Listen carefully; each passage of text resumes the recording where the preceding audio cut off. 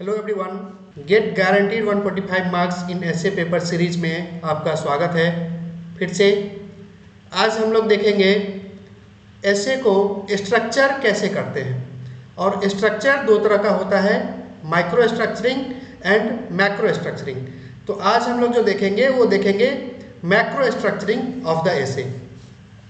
ठीक है, स्टार्ट करते हैं। यूपीएससी सिलेबस मैं हर एक क्लास में लगा रहा हूँ ताकि आप इसके इम्पोर्टेंस को समझ जाएं और इनकी जो वर्ड्स हैं उस पर आप बहुत ज़्यादा ध्यान दें। आपको किस तरह से कंसाइजली लिखना है, इफेक्टिव ऐसे बना के लिखना है, ये सब चीज़ें बहुत ज़्यादा ज़रूरी है। देन आते हैं जनरल स्ट्रक्चरिंग ऑफ द ऐसे।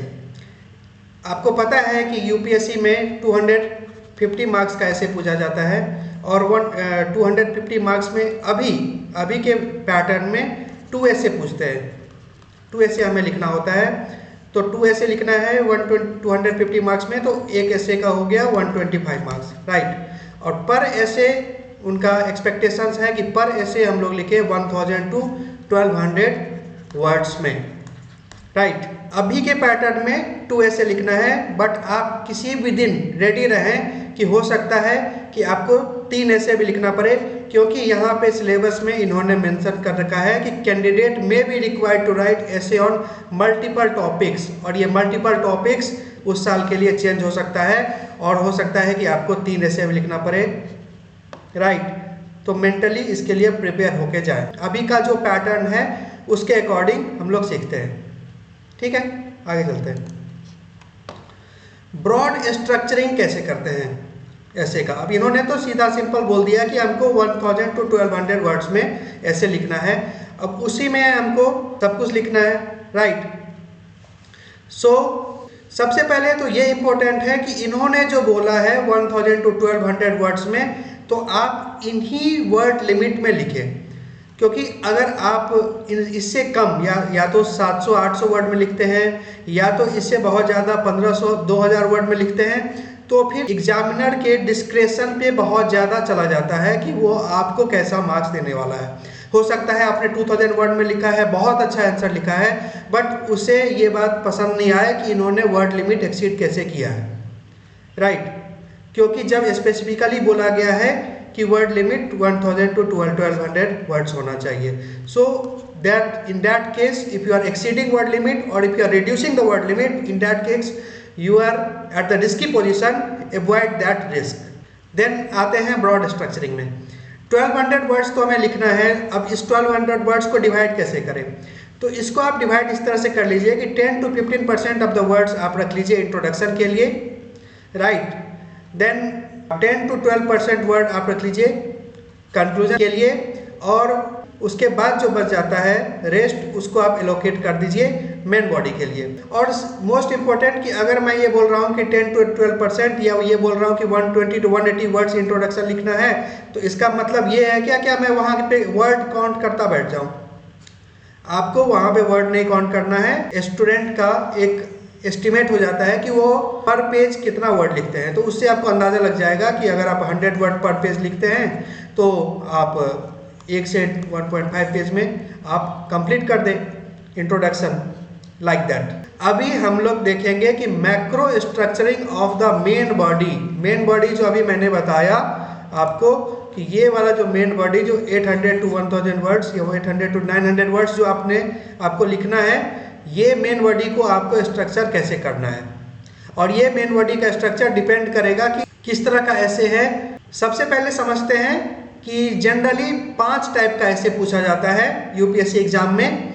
एक तो होगा कि जनरल डिस्कशन टाइप, ठीक है। ये सब क्या होता है ये आगे समझाएंगे, पहले समझ लीजिए कि एक जनरल डिस्कशन टाइप होगा, एक क्वेश्चन मार्क टाइप होगा, एक general looking but question mark type ऐसे होगा, एक 2 स्टेटमेंट कंबाइंड टाइप ऐसे होगा, और एक फिलोसफिकल टाइप ऐसे होगा।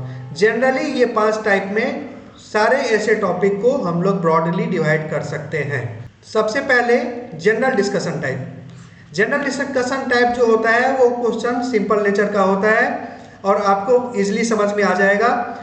जैसे कि एग्जांपल है 2019 में पूछा हुआ, biased media is a real threat to Indian democracy.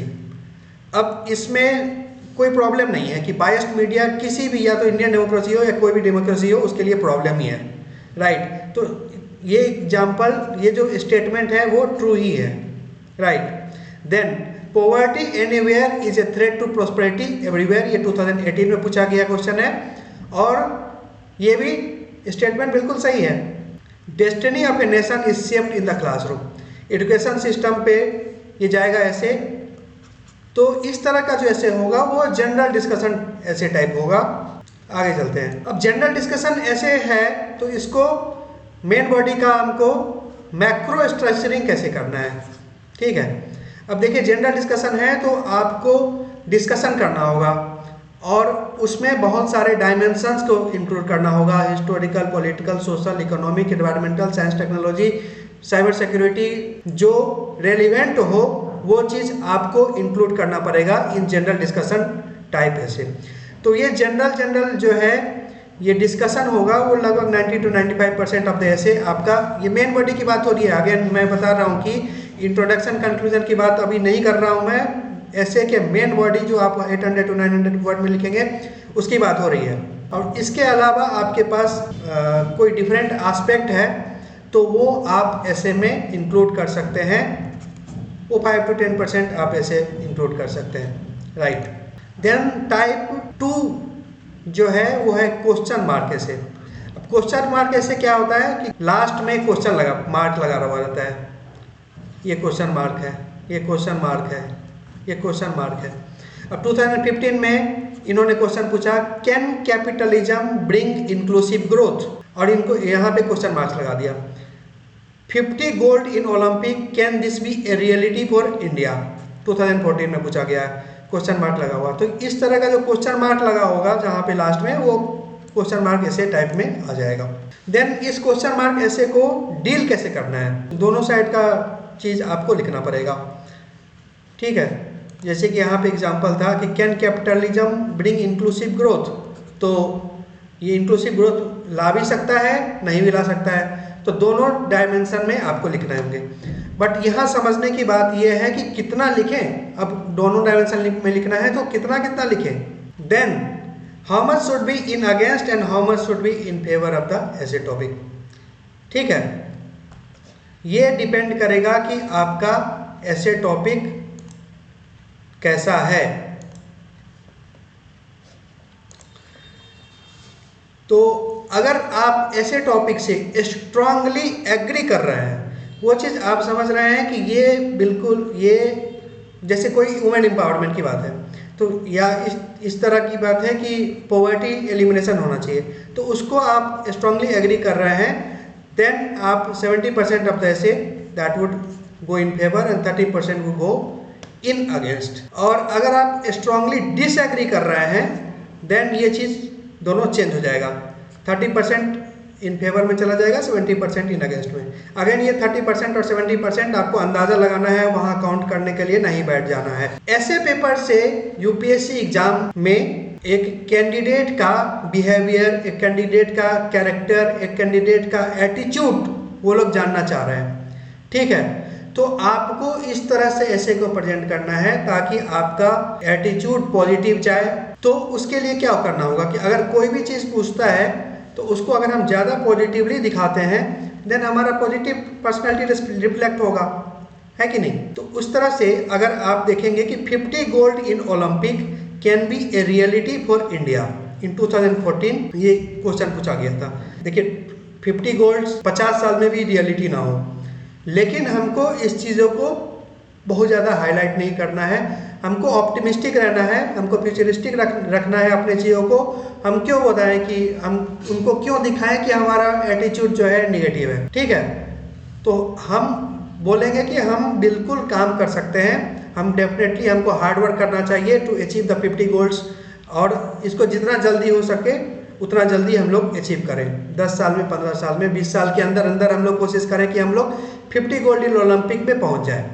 भले ही ये रियलिटी हो या नहीं हो, लेकिन आप ये एटीट्यूड वहाँ दिखाना पड़ेगा, ये पॉजिटिव एटीट्यूड, ये आपको दिखाएगा कि ये आप ऑप्टिमिस्टिक हैं, राइट। तो आप इस तरह से 70% इसको एग्री में चले जाएंगे, 30% आप दिखाएंगे कि बहुत सारे चैलेंजेज हैं, बहुत सारे इश्यूज हैं जो अभी हम लोग के पास है, वो सब चीज़ हम लोग ठीक नहीं कर पा रहे हैं, तो कैसे हम लोग 50 गोल्ड के पास पहुंच जाएंगे। क्योंकि ये क्वेश्चन मार्क है, दोनों साइड का लिखना है, इसलिए 30% आप उसको लिमिट करें, 70% आप ये दिखाएं कि हाँ हम लोग पहुंच सकते हैं उस टारगेट पे। देन अगर कोई ऐसा आ रहा है जहां पे आप वेरी स्ट्रांगली एग्री या डिसएग्री नहीं कर सकते हैं, देन आप 60-40 का रेशियो रखें।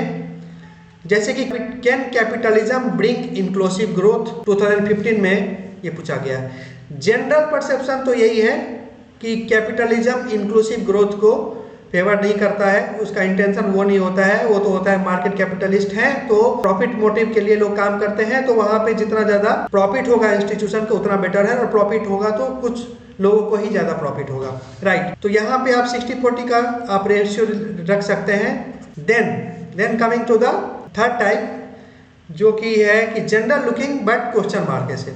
यहाँ पे क्वेश्चन मार्क लगा हुआ नहीं रहता है, बट यहाँ भी आपको दोनों डायमेंशंस कवर करने रहते हैं। जैसे कि कोऑपरेटिव फेडरलिज्म मिथ और रियलिटी, यहाँ पे आपको दोनों साइड का cooperative federalism is a myth and cooperative federalism is a reality, दोनों लिखेंगे।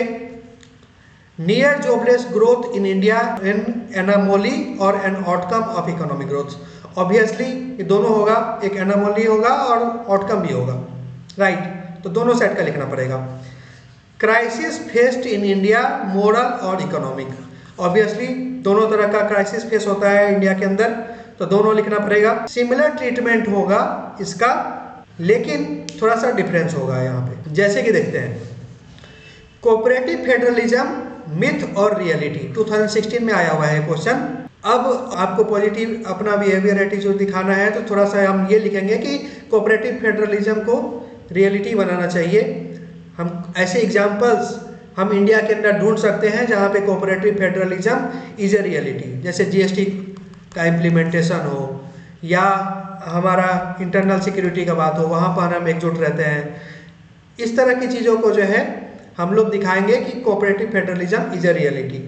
लेकिन cooperative federalism is a myth, यहाँ पे 30% पार्ट में हम इसको इस तरह से दिखा देंगे, जैसे कि इंटर स्टेट वाटर डिस्प्यूट्स हैं, बाउंड्री इशूज हो, तो इस तरह के चीज़ों को आप दिखा देंगे तो कोऑपरेटिव फेडरलिज्म दोनों डायमेंशन में चला जाएगा। 70% आप कोशिश करें कि आप रियलिटी में दिखाएं और फिर मिथ में दिखाएं 30%। देन ये आते हैं टू स्टेटमेंट कंबाइंड, जैसे कि ships don't sink because of water around them, ships sink because of water that gets into them. ये वाला हमने लास्ट क्लास में भी डिस्कस किया था, 2020 में आया था। तो यहाँ दो स्टेटमेंट कंबाइंड है और दोनों स्टेटमेंट कंबाइंड जो मीनिंग निकालेगा उस चीज पे हम लोग ऐसे लिखेंगे, सिंगल सिंगल का नहीं लिखेंगे। There can be no social justice without economic prosperity, but economic prosperity without social justice is meaningless, दोनों डायमेंशन में लिखना पड़ेगा। Values are not what humanity is, देखिए सिर्फ इतना ऐसे बन सकता था, values are not what humanity is, लेकिन इन्होंने सेकेंड स्टेटमेंट जोड़ा है क्यों, but what humanity ought to be. ये वाला क्वेश्चन जो होता है टू स्टेटमेंट कंबाइंड, ये बहुत ट्रिकी क्वेश्चन होता है, इसको बहुत ढंग से करना पड़ता है और यहाँ पे ये देखना पड़ेगा कि आपको जो टोटल मीनिंग निकल के आ रहा है पूरे स्टेटमेंट का, उस चीज को आपको कवर करना है, राइट। लास्ट क्लास में मैंने बताया था। जैसे कि एग्जाम्पल है, there can be no social justice without economic prosperity, but economic prosperity without social justice is meaningless. अब यहाँ पे there can be no social justice without economic prosperity, यही एक ऐसे हो सकता था, बट इन्होंने economic prosperity with social justice is a meaningless इनको जोड़ा है। तो अब इस दोनों को जोड़ के जो मीनिंग आ रहा है वो चीज़ लिखना है, जो डायमेंशंस बनेंगे वो चीज़ों को आपको लिखना है, और कितना कितना लिखना है वो भी पता चल जाएगा आपको। इस चीज़ को मैंने लास्ट क्लास में कवर कर दिया था कि लोग क्या करते हैं कि एक ही स्टेटमेंट को लेते हैं और 90% पार्ट जो है उसको एक्सप्लेन कर लेते हैं और फिर आगे बढ़ जाते हैं, तो ऐसे बहुत ख़राब निकल के आ जाता है। एक बैलेंस बनाने की ज़रूरत है। तो टू स्टेटमेंट कंबाइंड ऐसे जो होगा वो इस तरह से आगे बढ़ेगा कि आपने कोई डायमेंशन उठाया, हिस्टोरिकल उठाया और इसको एक्सप्लेन किया आपने, फिर पॉलिटिकल उठाया, इसको एक्सप्लेन किया, या किसी टेम्पोरल डायमेंशन में आप कवर कर रहे हैं, एंशिएंट से कुछ उठा रहे हैं, देन मिडेवल से उठा रहे हैं, देन फिर मॉडर्न से उठा रहे हैं। इस तरह से आप कवर करते जा रहे हैं। मोस्ट इम्पोर्टेंट पॉइंट ये है कि आपके इसको मीनिंग को समझना बहुत ज़्यादा ज़रूरी है, और टोटलिटी में जो मीनिंग आ रहा है कंबाइंड करके दोनों स्टेटमेंट को, वो चीज़ आपको लिखना है। देन आते हैं fifth type of essay. Fifth type of essay is philosophical. जैसे कि हमने देखा था 2021 वाला एक question, your perception of me is reflection of you, my reaction to you is an awareness of me. ठीक है, फिलोसफिकल टाइप है। Philosophy of wantlessness is utopian while materialism is chimera. 2021 में पूछा हुआ। Simplicity is the ultimate sophistication, 2020 में पूछा हुआ। History repeats itself, first as a tragedy, second as a farce. तो ये इन सब चीज़ों से आपका कोई डायरेक्ट मीनिंग नहीं निकल रहा, इसको आपको समझना पड़ेगा कि क्या क्या चीज़ आप इसके अंदर डाल सकते हैं ऐसे के अंदर। राइट, आगे समझते हैं। अब जो रियल मीनिंग फिलोसफिकल ऐसे का होता है वो हिडन होता है।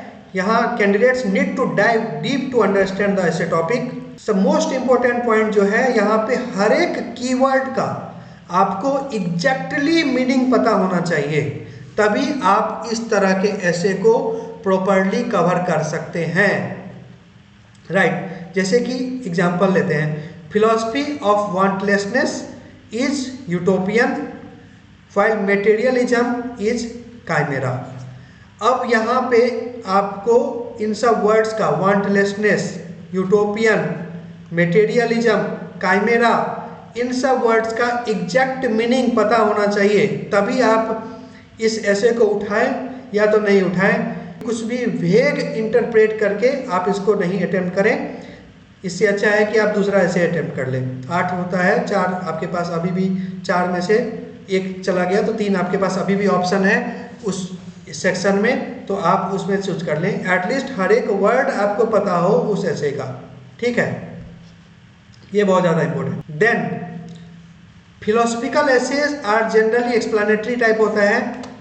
यहाँ पे जो मोस्ट इम्पोर्टेंट पार्ट होता है वो इसको समझना कि किस तरह से इसको जोड़ा जा सकता है इन डिफरेंट डायमेंशंस। ये चीज़ अगर समझ में आ गया तो फिलोसफिकल ऐसे फिर बहुत आसान है, फिर आपको मजा आने लगेगा इसमें। जैसे simplicity is the ultimate sophistication. ठीक है, अब यहाँ पे सिंप्लिसिटी को आप किसी भी तरह से जोड़ सकते हैं, चाहे वो कोई नेशन हो, चाहे वो कोई इंडिविजुअल हो, चाहे सोसाइटी हो। हर एक डायमेंशन में आप ये लेंगे पैरामीटर्स, हर एक पैरामीटर्स को उठाएंगे और उसमें आप कनेक्ट करते जाएंगे कि ऐसे ये अल्टीमेट सोफिस्टिकेशन है। जैसे आप इंडिविजुअल का एग्जाम लेना हो तो क्या लेंगे, हमारे former president APJ Abdul Kalam साहब हैं, तो उनसे ज़्यादा सिंपल कोई नहीं रहता था। तो सिंप्लिसिटी, वो किस तरह से सिंपल हो के बहुत ही सोफिस्टिकेटेड काम किए इन्होंने इंडिया के लिए। कॉर्पोरेट सेक्टर से कोई एग्जांपल लेता है, मार्क ज़करबर्ग का आप ले सकते हैं। वो एक टी शर्ट, एक कलर का, एक फैब्रिक का टी शर्ट डेली पहनते हैं, बोर नहीं होते।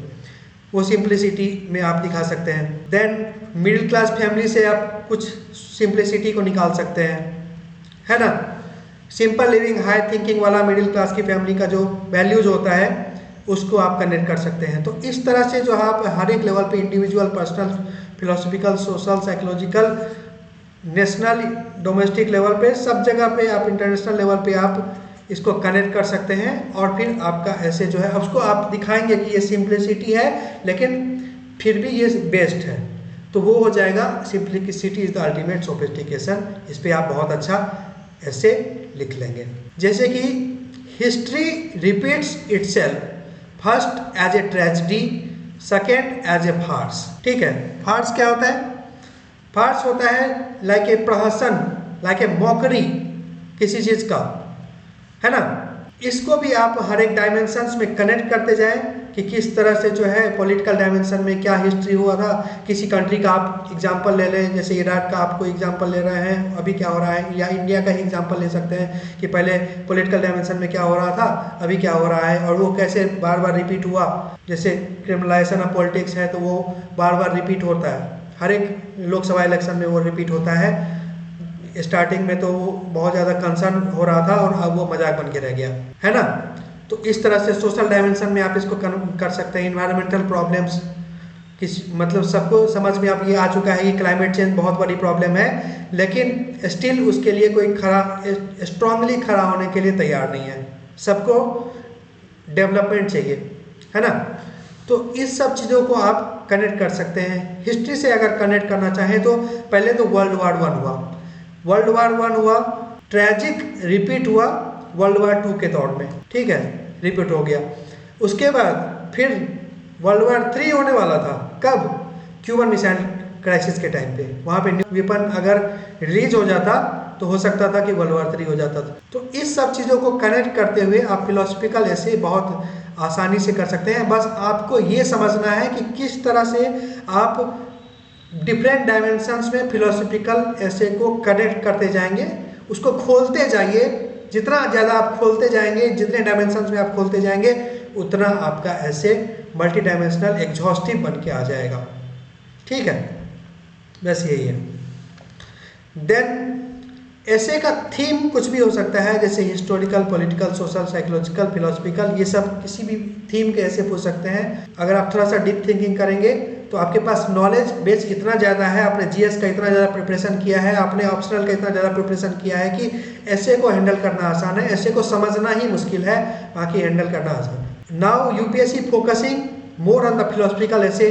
2021 में तो मतलब 8 के 8 ऐसे इन्होंने फिलोसफिकल ही पूछ लिया। एस्पिरेंट्स के बाद तो कोई ऑप्शन ही नहीं बचा कि अब वो फिलोसफिकल ऐसे को छोड़ के जाए।